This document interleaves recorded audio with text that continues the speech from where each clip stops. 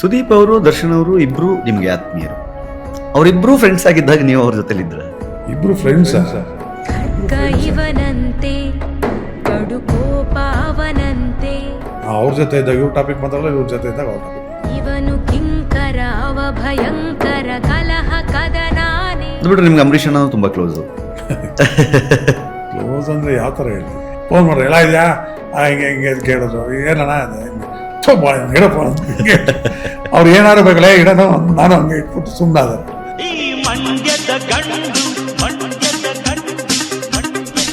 ಇಲ್ಲಿ ಚೆಕ್ ಬರ್ತವೆ but pass ಆಗಲ್ಲ.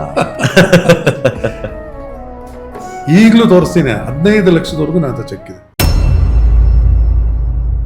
ಸರ್. ನನಗೆ ಚೆಕ್ ಬೌನ್ಸ್ ಹಾಕ್ತೀನಿ, ಪೊಲೀಸ್ ಸ್ಟೇಷನ್ ಹೋಗ್ತೀನಿ. ಏನಪ್ಪ ಇಂಡಸ್ಟ್ರಿ ಇರ್ಬೇಕಾ ಬೇಡವಾ, ಇಂಡಸ್ಟ್ರಿ ಇರ್ಬೇಕಾ ಬೇಡವಾ, ಇಂಡಸ್ಟ್ರಿ ಇರ್ಬೇಕಾ ಬೇಡವಾ. ನೆಕ್ಸ್ಟ್ ಪಿಕ್ಚರ್ ಅಂತಾರೆ, ನೆಕ್ಸ್ಟ್ ಪಿಕ್ಚರ್ ಚೆನ್ನಾಗೇ ಮಾಡಿರ್ತಾರೆ, ಕ್ಯಾರೆಕ್ಟರ್ನು ಕೊಟ್ಟು ಕರಿಯಲ್ಲ.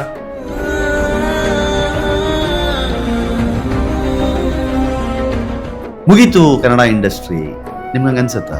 ನಮಗೆ ಅವಕಾಶಗಳು ಸಿಗದೆ ಕಡಿಮೆ ಆಗಿರ್ಬೋದು, ಸಿನಿಮಾಗಳು ನಡೀತಾ ಇದೆ, ಪ್ರೊಡಕ್ಷನ್ ಆಗ್ತಾ ಇದೆ, ಸಿನಿಮಾ ಬರ್ತಾ ಇದೆ, ಥಿಯೇಟರ್ಗೂ ಬರ್ತಾ ಇದೆ, ಬಟ್ ಜನ ಥಿಯೇಟರ್ಗೆ ಬರ್ತಾ ಇಲ್ಲ.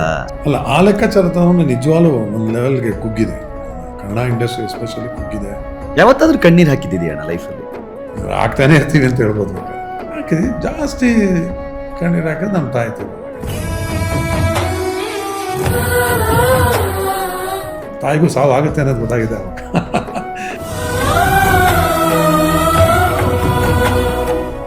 ಧರ್ಮಣ್ಣ ಯಶ್ ಅವ್ರನ್ನ ನೋಡುವ ರೀತಿ ಅಲ್ಲ, ಎಂತ ಗ್ರೇಟ್ ಅಲ್ವಾ.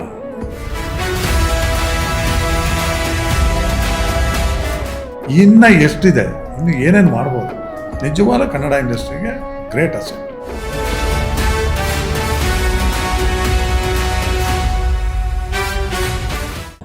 ಸುದೀಪ್ ಅವರು ದರ್ಶನ್ ಅವರು ಇಬ್ರು ನಿಮ್ಗೆ ಆತ್ಮೀಯರು.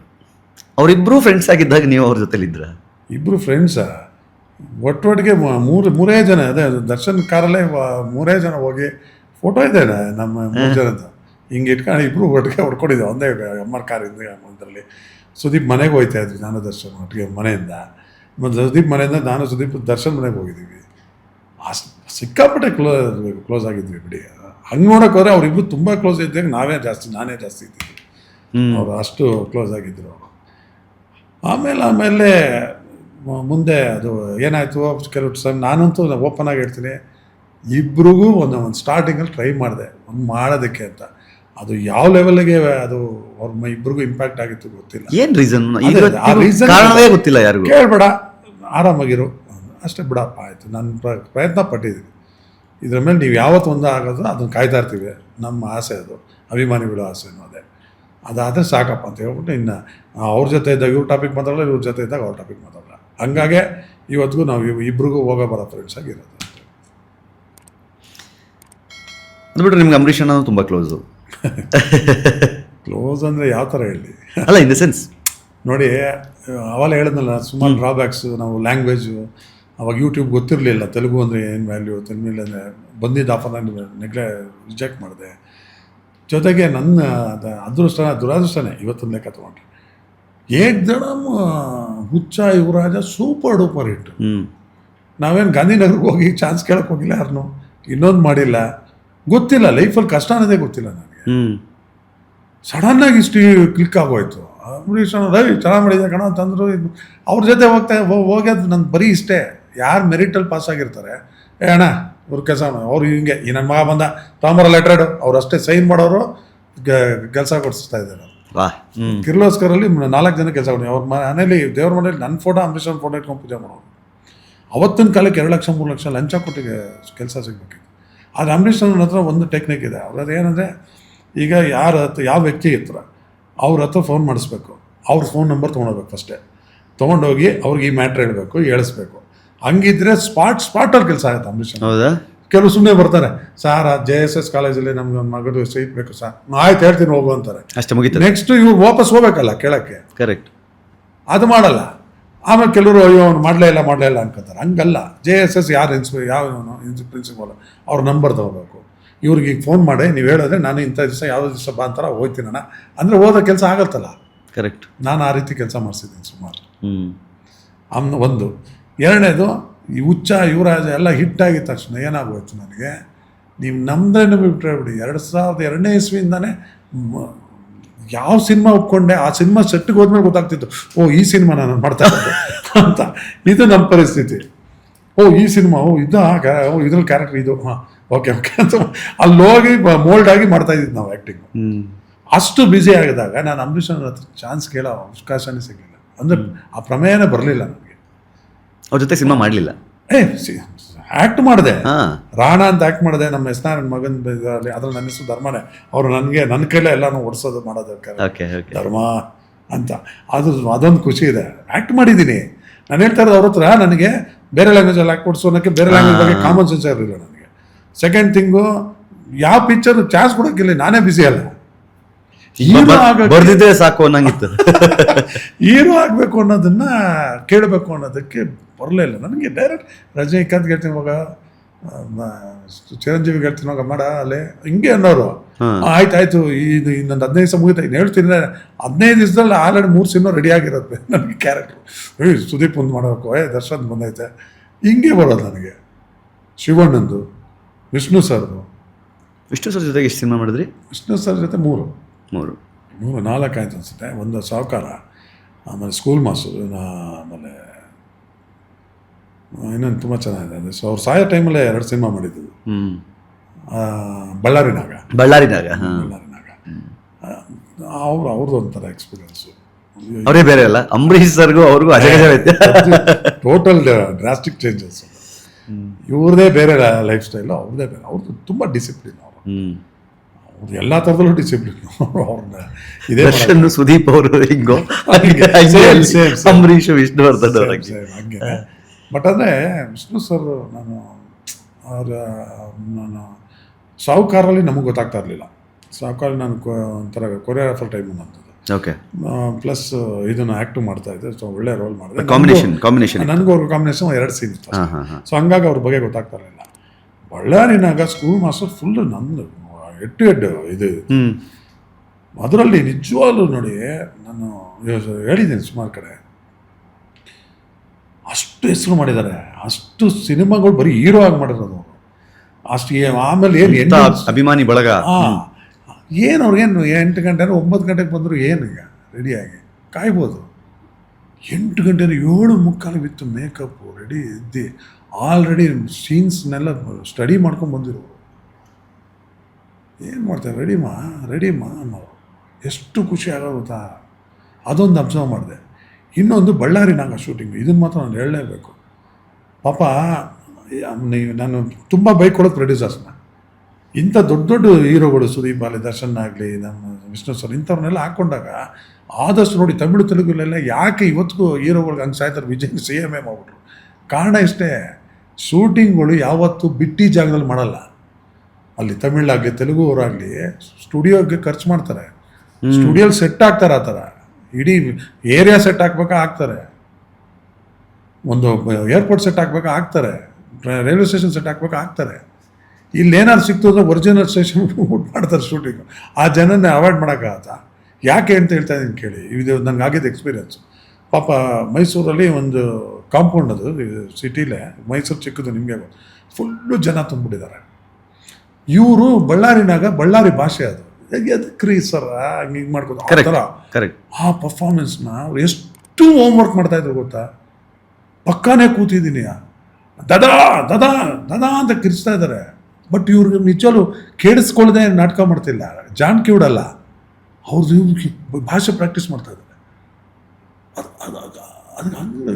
ಅದು ಹಂಗೆ ಹೇಳೋಕ್ಕಾಗಲ್ಲ. ಈ ಥರ ಹೇಳಿದ್ರೆ ಇದು ಹಿಂಗೆ ಒಬ್ಬರೇ ಪ್ರಾಕ್ಟೀಸ್ ಮಾಡ್ತಿದ್ದಾರೆ ವಿಷ್ಣು ಸರ್. ಅಲ್ಲಿ ಅವ್ರೇನು ಬೇಕು ಅಂತ ಇದ್ದಾರೆ, ಏನು ಕೇಳಿಸ್ತಾ ಇಲ್ವ ದಾದಾ, ನಮ್ಮ ವಾಯ್ಸ್ ಕೇಳಿಸ್ತಾ ಇಲ್ವ ದಾದಾ, ಒಂಚೂರು ಕೈ ಎತ್ತು ದಾದಾ ಅಂತಂತಾರೆ. ಅಲ್ಲಿ ಬೈಕೋತಾ ಇರೋದು ಯಾರನ್ನ? ವಿಷ್ಣು ಸರ್ನ. ಅಲ್ಲಿ ನಿಜ ಏನಾಗ್ತಾ ಇದೆ, ಅವ್ರು ಪ್ರೊಡ್ಯೂಸರ್ ಹಾಕಿರೋ ದುಡ್ಡಿಗೆ ಇನ್ನೊಂಥರ ಅವ್ರು 200 ಸಿನಿಮಾ ಆ್ಯಕ್ಟ್ ಮಾಡಿ 201ನೇ ಸಿನಿಮಾ 201ನೇ ಥರ ಹೆಂಗೆ ಮಾಡೋದು ಅಂತ ಯೋಚನೆ ಮಾಡ್ತಾ ಇದ್ದಾರೆ ಪಾಪ. ಅದನ್ನು ಅರ್ಥ ಮಾಡೋಗಳು ಯಾರು ಅರ್ಥ ಮಾಡ್ಕೋತಾರೆ? ಪ್ರೊಡ್ಯೂಸರ್ ಗೊತ್ತಿಲ್ಲ. ಅವ್ರಿಗೆ ಹೆಲ್ಪ್ ಮಾಡೋಕ್ಕೆ ಅವ್ರು ಅಷ್ಟೊಂದು ಇನ್ವಾಲ್ವ್ ಆಗ್ತಿರೋದು. ಅಲ್ಲ, ಯಾವ್ದು ಈಗ ಅದನ್ನ ಯಾವುದೋ ಒಂದು ಸೆಟ್ ಹಾಕಿ ನೀಟಾಗಿ ಮಾಡಿ ಜನ ಅವಾಯ್ಡ್ ಮಾಡ್ಕೊಂಡು ಮಾಡಿದ್ರೆ ಇನ್ನೂ ಔಟ್ಪುಟ್ ಚೆನ್ನಾಗಿ ಕರೆಕ್ಟ್ ಬರ್ತದೆ. ಆಮೇಲೆ ಅವ್ರು ಫ್ರೀ ಇದ್ದ ಜನ ಕರೆಸಿ ಫೋಟೋ ಕೊಡಿಸಿ ಏನೋ ಮಾಡ್ಬೋದು. ಪಾಪ ದರ್ಶನ್ ಅವ್ರಿಗಾಗಲಿ ಸುದೀಪ್ ಅವ್ರಿಗಾಗಲಿ ಎಲ್ಲರಿಗೂ ಎಷ್ಟು ತೊಂದರೆ ಆಗಿದೆ ಅಂದರೆ ನಾನು ನೋಡಿದ್ದೀನಿ ಕಣ್ಣಾರೆ. ಕಿರ್ಚಿದಾಗ ನೋಡಲಿಲ್ಲ ಅಂದರೆ ಏನೋ ಒಂದು ಕೆಟ್ಟ ಮಾತಂದ್ಬಿಡು ಸುಮ್ಮನೆ ಇರೋಕ್ಕಾಗತ್ತ ನಾವು ಅಲ್ವಾ? ಹೋಗಿ ನಾವು ನುಗ್ಬೇಕಾಗತ್ತೆ. ಅಲ್ಲೇ ಏನೋ ದೊಡ್ಡದಾಗೋಯ್ತು. ಇನ್ನು ಈ ಮೀಡಿಯಾದವ್ರು ಕಾಯ್ತಾ ಇರ್ತವೆ. ಏನು ಮಾಡೋಣ?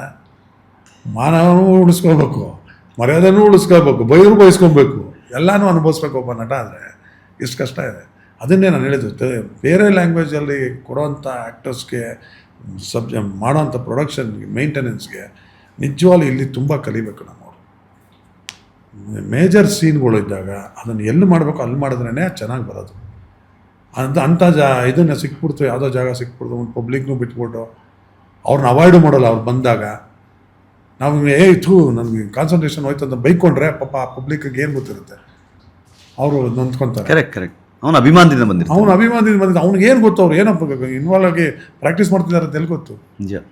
ಅನ್ಯಾಯವಾಗಿ ಕೆಟ್ಟವರಾಗೋದು ನಾವೇ ಆರ್ಟಿಸ್ಟ್ಗಳು.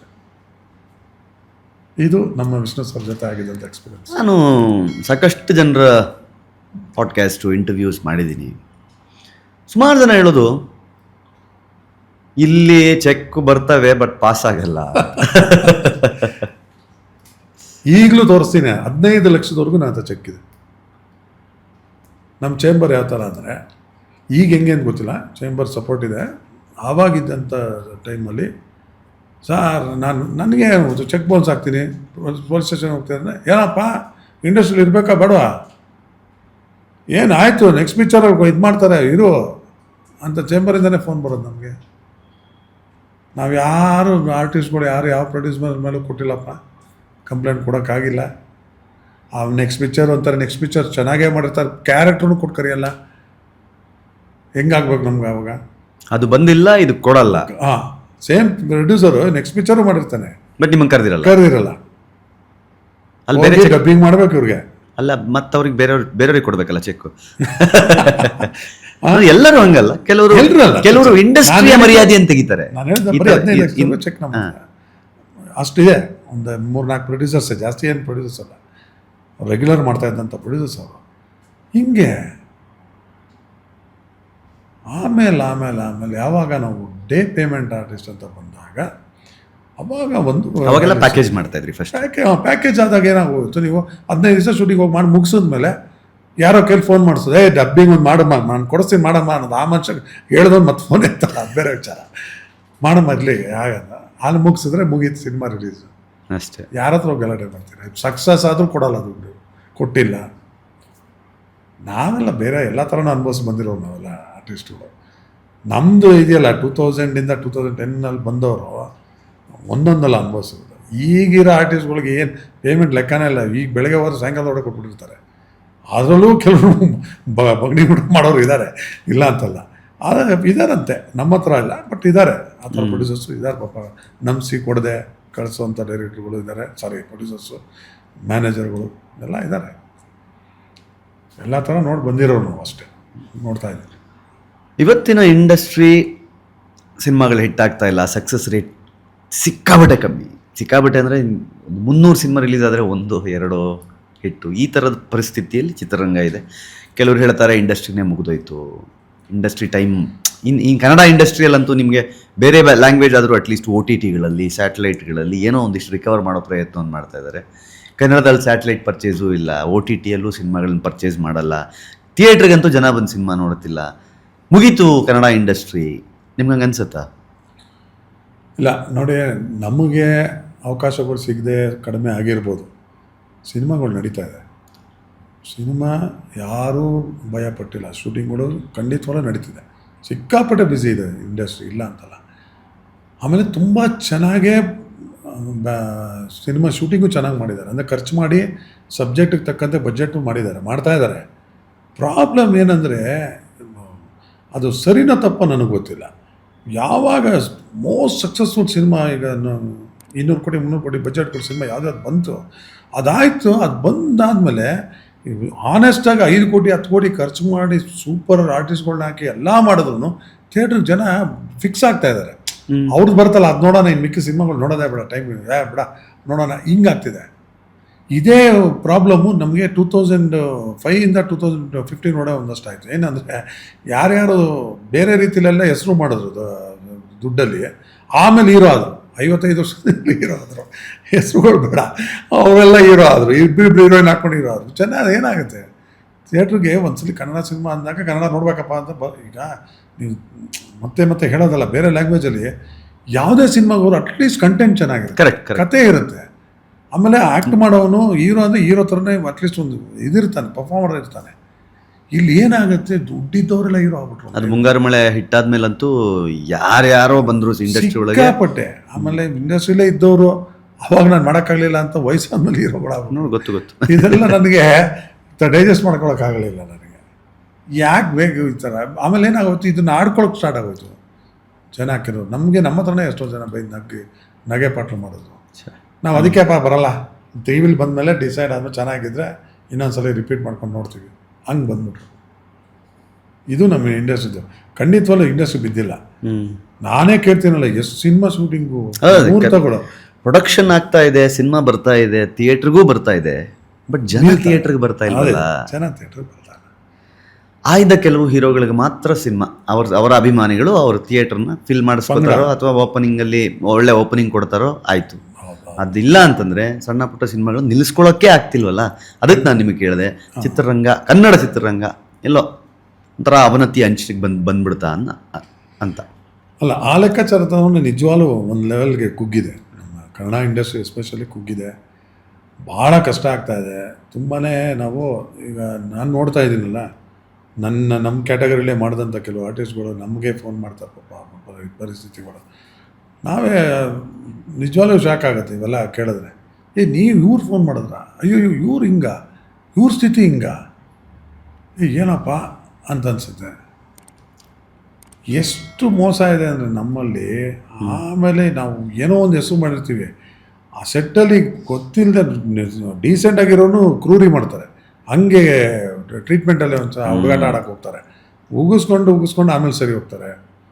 ಇವೆಲ್ಲ ನಡೀತಾ ಇದೆ ತುಂಬ. ನಾವು ಈಗೀಗಲೂ ನೋಡ್ತಾ ಇದ್ದೀವಿ. ಇವಾಗ ರೀಸೆಂಟಾಗಿ ನೀವು ಹೇಳ್ದಂಗೆ ಖಂಡಿತವಾಗ್ಲೂ ಈ ಕ್ವಶನ್ನು ತುಂಬ ಜನಕ್ಕೆ ಕಾಡ್ತಾ ಇದೆ.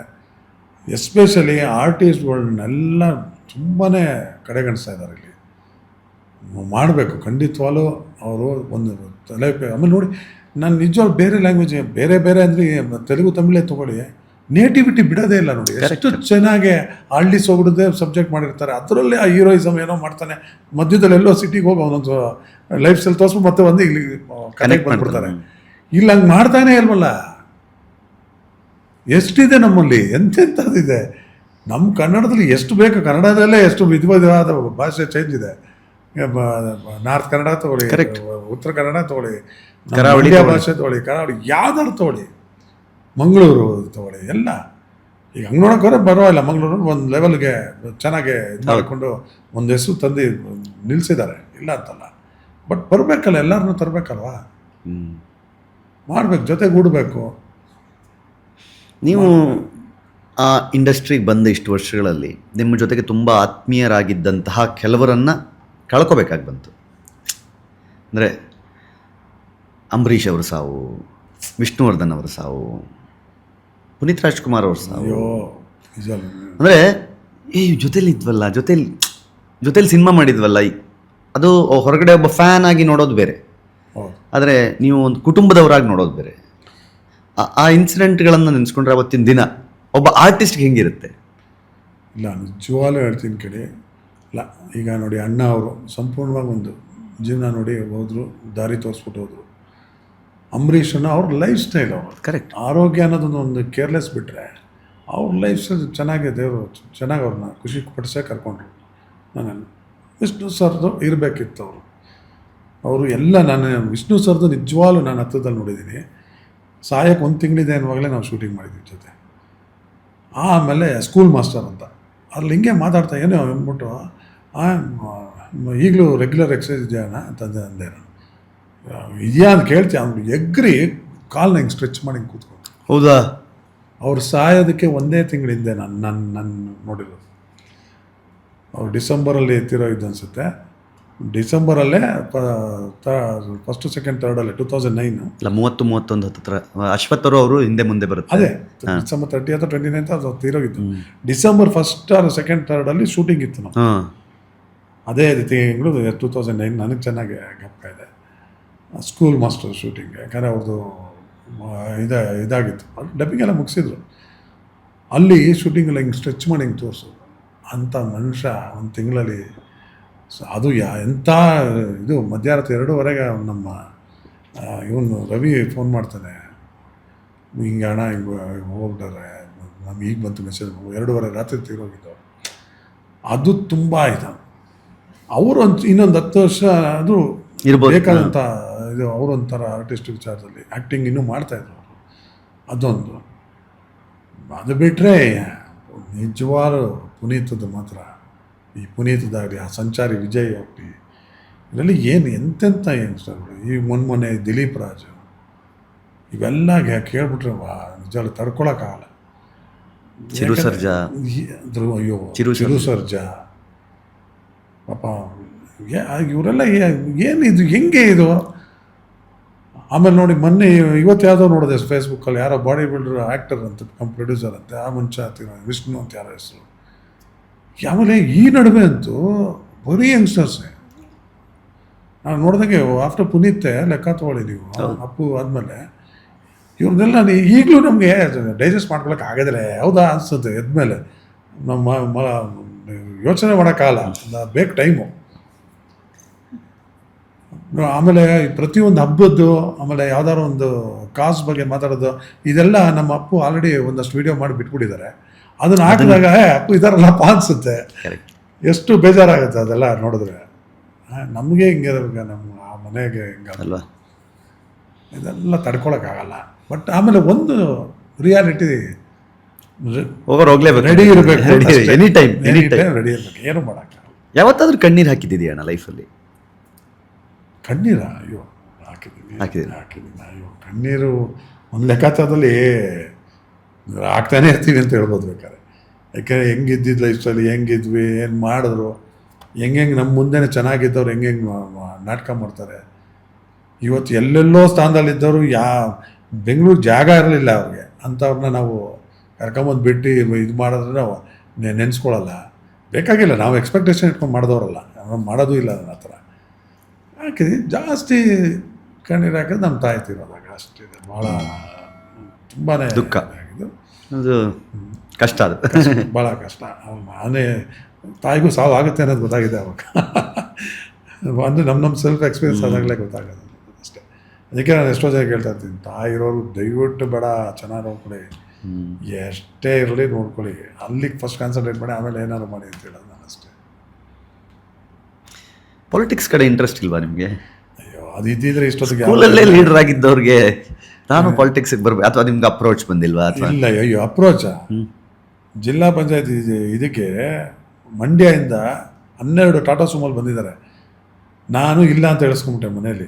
ಸೀದಾ ಅಂಬರೀಷ್ ಅಣ್ಣನ ಮನೆಗೆ ಹೋದ್ರು ಎಲ್ಲರೂ ಅಂಬರೀಷ್ ಅಣ್ಣನ ಮನೆಗೆ ಹೋದ್ರು. ರವಿಶಂಕರೇಗೌಡ ಅಂತವೆಲ್ಲ ನನ್ನ ಭಾಳ ಆತ್ಮೀಯರವರೆಲ್ಲ ಇವತ್ತು ಒಳ್ಳೊಳ್ಳೆ ಪೊಸಿಷನಲ್ಲಿದ್ದಾರೆ. ಹೋಗಿ ಅವ್ರ ಕೈಲಿ ಒಂದೊಂದು ಟಾಟಾ ಸುಮೋಲ್ ಮಿನಿಮಮ್ 10-12 ಜನ ತುಂಬವ್ರೆ.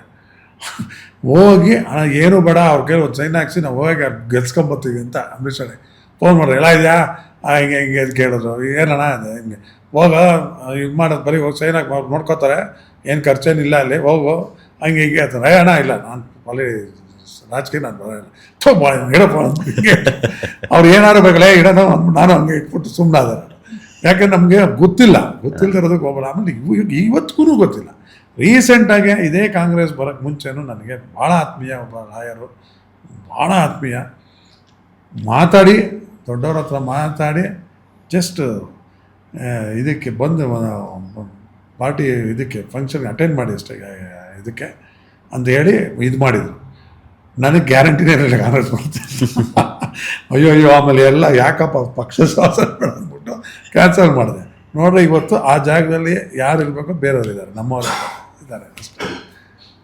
ಬಟ್ ನಿಜವಾಗ್ಲೂ ರಾಜಕೀಯ ಇಂಟ್ರೆಸ್ಟ್ ಇಲ್ಲ. ಯಾಕಂದರೆ ಒಂದು ಪಕ್ಷಕ್ಕೆ ಅವ್ರು ಇನ್ನೊಂದು ಪಕ್ಷಕ್ಕೆ ಗೊತ್ತಿರೋ ಅಲ್ಲ ನೀವು ಪಾಲಿಟಿಕ್ಸ್ ಇಂಟ್ರೆಸ್ಟ್ ಇಲ್ಲ.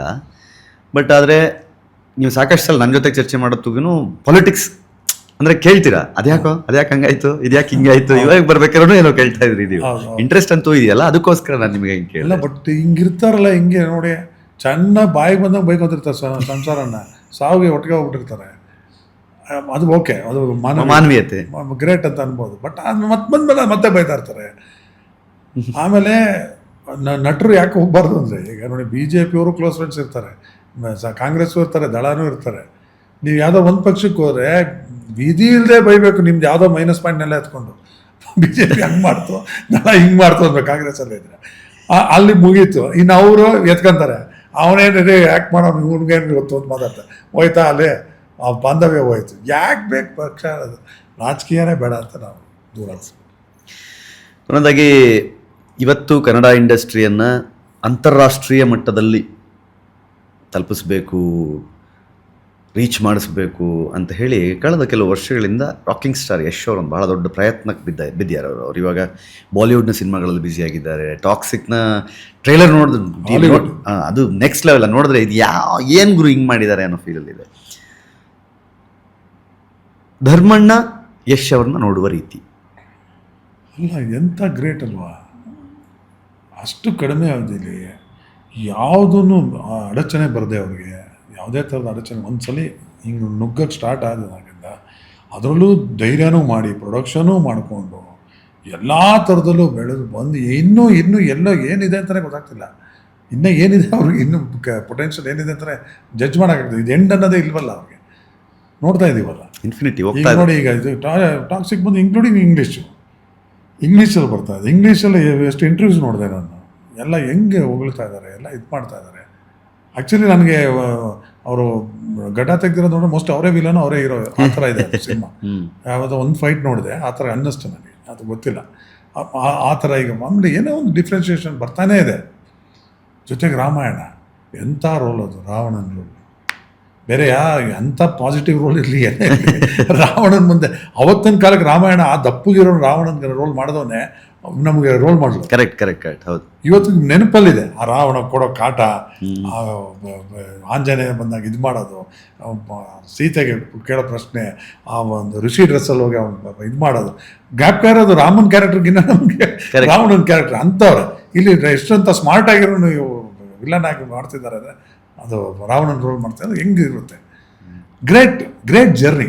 ಅದು ಭಾಳ ಕಡಿಮೆ, ಅದು ಇನ್ನೂ 40 ಏಜ್ ಏನಾದ್ರು ಅವ್ರಿಗೆ, ಇನ್ನೂ ಎಷ್ಟಿದೆ, ಇನ್ನು ಏನೇನು ಮಾಡ್ಬೋದು.